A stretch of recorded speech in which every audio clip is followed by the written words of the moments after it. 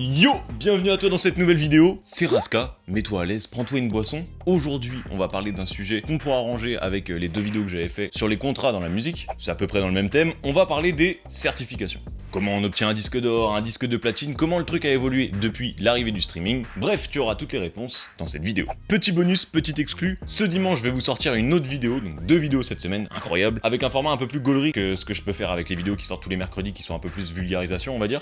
Là, je vais tout simplement essayer de reproduire des fake disques d'or, donc voilà, vous verrez le résultat dimanche, mais franchement j'en suis plutôt satisfait. Attendez, j'en ai un juste là, regardez. Et voilà. Mais dommage, il est flouté au montage. Aïe aïe aïe. Et oui, il faudra attendre dimanche 10h pour cette petite vidéo, un peu différente de ce que je fais d'habitude, mais voilà, j'espère que vous saurez bien l'accueillir. Bref, trêve de bavardage, c'est parti pour cette vidéo sur les certifications.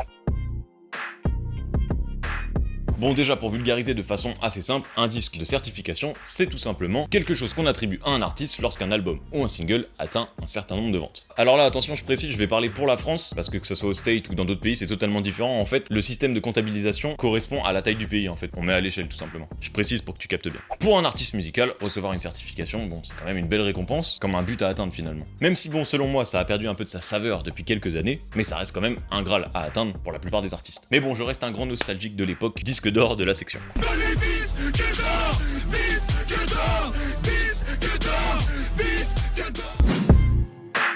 En France, c'est le SNEP, le syndicat national de l'édition phonographique, qui est à l'origine du classement de tous les singles, albums, selon le nombre de ventes en France. C'est donc eux qui, à partir d'un certain nombre d'exemplaires vendus, vont attribuer 3 degrés de certification différentes. Alors premièrement, le fameux disque d'or, ensuite le disque de platine, et enfin, celui qui te met au rang de star, le disque de diamant. D'ailleurs, si t'es un petit peu curieux, toutes ces certifications sont en libre accès sur le site de la SNEP, donc voilà, n'hésite pas à checker si tu veux voir tout ça. Avant 2016, les certifications étaient attribuées au cas par cas à la demande des labels. Donc avant 2015, on va dire que c'était assez simple de décerner une certification. Il suffisait simplement de recueillir le nombre de ventes physiques d'un album, donc CD plus vinyle, via les différents réseaux de distribution présents sur le territoire français. Et du coup, le seuil de certification était le suivant. Or, 50 000 exemplaires vendus, platine, 100 000 exemplaires vendus, diamant, 500 000 exemplaires vendus. Bon, sachant qu'un disque peut se voir décerner plusieurs certifications, genre en mode double platine, triple diamant, bon là faut être chaud, mais voilà, tu m'as compris. Depuis 2016, tout a pas mal bougé. Bon, les seuils que je t'ai cités juste avant pour les albums, eux, ont pas bougé, mais les règles de comptabilisation de vente ont, elles, évolué. Comme de plus en plus de personnes écoutaient de la musique en digital sur leur Bigo ou ce que tu veux, forcément le classement du SNEP n'avait plus trop de valeur, et il a fallu s'adapter au streaming. Bon, déjà il faut savoir que un stream ça équivaut à quoi? Ça équivaut à une écoute de plus de 30 secondes d'un morceau. Donc voilà, si tu savais pas, maintenant tu pourras faire attention, quand t'écoutes un track, il y a beaucoup de rappeurs qui prennent un peu leur temps avant de commencer à rapper sur leur morceau, et c'est pas laissé au hasard. Donc comme je te disais, à partir de 2016, le SNEP va prendre en compte les streams sur les plateformes telles que Spotify, Apple Music, etc. Et à ce moment-là, on comptait comme ça, en fait on faisait 1000 streams égale une vente. Là du coup tu gardes les mêmes chiffres que je t'ai donné tout à l'heure pour les albums, donc or, platine, diamant, mais avec le streaming pour les singles, à ce moment-là on comptait tout simplement comme ça.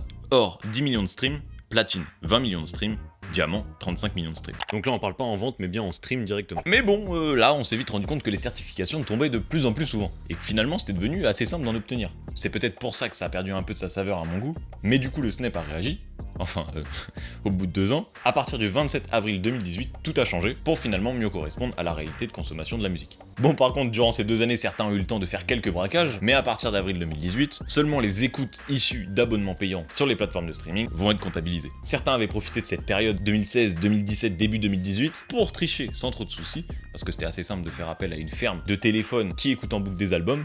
Mais là, c'était devenu un peu plus compliqué avec cette histoire de compte payant. Et du coup, à cette même date, les chiffres que je t'avais donnés tout à l'heure par rapport aux certifications de single ont elles aussi évolué. Ce qui a fait passer tout ça à 15 millions pour l'or, 30 millions pour le platine et 50 millions pour le diamant. Mais attention, je précise, c'est pas parce que tu vas sur Spotify et tu vois un son qui a 16 millions d'écoutes qu'il est certifié or. Au contraire, dans ces chiffres que tu vois sur les plateformes, tu comptes les streams premium et non premium, donc déjà t'en enlèves une bonne partie dans la comptabilisation. Et surtout, dans ces chiffres que tu vois sur les plateformes, on compte aussi les streams hors France. Et il faut savoir que pour les certifications, on comptabilise uniquement les streams en France.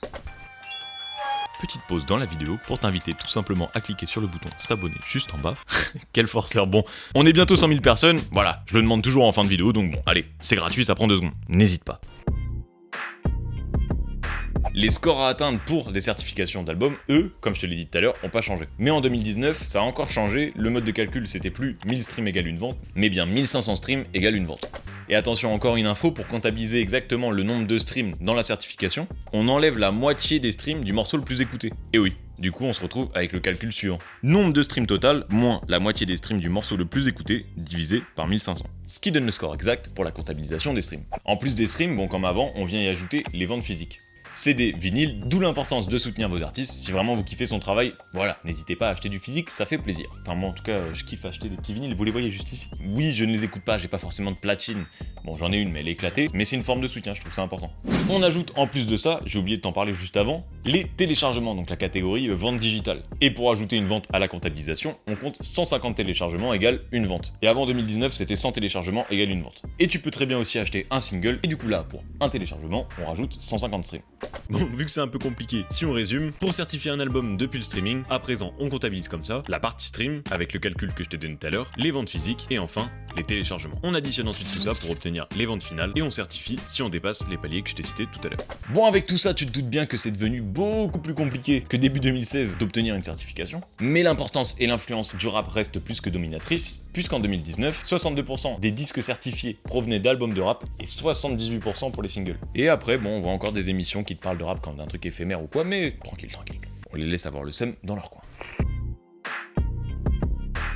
Alors là, j'avais envie de me recentrer rapidement sur le fameux disque d'or, puisque c'est ce que je vais tenter de reproduire dimanche en vidéo, je le rappelle. Bon, en vrai, je l'ai déjà fait, je te l'ai montré tout à l'heure, mais tu m'as compris. Mais du coup, je voulais prendre l'exemple de ce disque pour te parler des avantages de la certification en général. Et oui, car en plus de la joie de voir sa musique récompensée et d'obtenir une certaine notoriété, derrière tout ça, on y retrouve un avantage promotionnel et également financier. Et oui, double jackpot. Là, ce que je vais te dire, c'est d'après un article de Street Press qui a interrogé plusieurs acteurs du milieu, et il semblerait qu'un disque d'or, donc 50 000 ventes, rapporte aux alentours de 500 000 €. Alors attention, c'est pas une prime ou quoi, là c'est bien ce qu'un disque d'or dans son ensemble génère comme argent. Mais attention, hein, c'est pas 500 000 balles dans les poches du rappeur. Tout dépend du contrat que l'artiste a avec la maison dans laquelle il est signé, et là du coup je te renvoie, si tu n'as pas vu, aux 2 vidéos que j'ai faites sur les contrats dans le rap. Ça dépend aussi du nombre de ventes physiques et en stream. Il faut savoir que chaque plateforme rémunère pas de la même manière. Là vous avez un tableau qui s'affiche qui résume à peu près l'argent que tu peux te faire en fonction des plateformes. Donc en soi, c'est assez difficile de donner un chiffre concret sur ce que l'artiste va lui-même percevoir de tout ça, mais au moins tu sais à peu près ce que ça génère en tout. Donc pour savoir vraiment ce que l'artiste a palpé là-dessus, j'ai un peu l'impression que c'est du coup comme les contrats, chaque disque d'or est un peu différent.